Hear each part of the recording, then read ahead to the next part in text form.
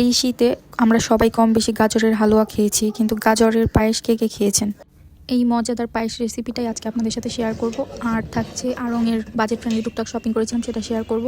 আর আর সন্ধ্যা থেকে রাত পর্যন্ত কি কি করেছি সেটা নিয়েই থাকছে আজকের এই ভিডিওটা। হ্যালো, আসসালামু আলাইকুম এভরিওয়ান। তো আমি এখানে দুধটা জাল দিয়ে তার মধ্যে কুচি করে রাখা গাজরগুলো দিয়ে দিয়েছি, যাতে করে গাজরটা সিদ্ধ হয়ে যায়।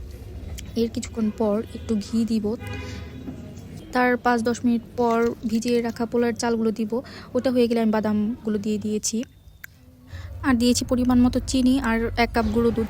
তো আজকে বিকেলে একটু আড়ংয়ে গিয়েছিলাম, সেখান থেকে আমি একটা মাটির বাটি নিয়েছি। বাটিটা খুবই সুন্দর। তারপর নিয়েছি এই প্লেসমেটগুলো, খুবই সুন্দর। এগুলো প্লেসমেটগুলো এক একটা মনে হয় 50-60 টাকা এরকম ছিল, একটা হয়তো 110 টাকা এরকম। তো প্লেসমেন্টগুলো অনেক সুন্দর ছিল, কালারফুল, আমার ভালো লেগেছে, তাই আমি নিয়েছি। আর 2টা ক্যান্ডেল নিয়েছি, আমার ক্যান্ডেল খুবই পছন্দ। কালারফুল ক্যান্ডেল যেন আরও ভালো লাগে। ছোটোবেলায় আম্মু বলতো, যে জন দিবসে মনের হরসে জ্বালাই মোমের বাতি, আসু গৃহে তার আসিবে না আর নিষিদ্ধ প্রতিবাতি। কতটুকু সত্য আমি জানি না। আর সন্ধ্যায় সিটি পিৎজা থেকে এই 4 সিজন পিৎজাটা খেয়েছি, খুবই মজা। তারপর পাবদা মাছ রান্না করেছি রাতের খাবার। ভিডিওটা কেমন হয়েছে কমেন্ট অবশ্যই জানাবেন।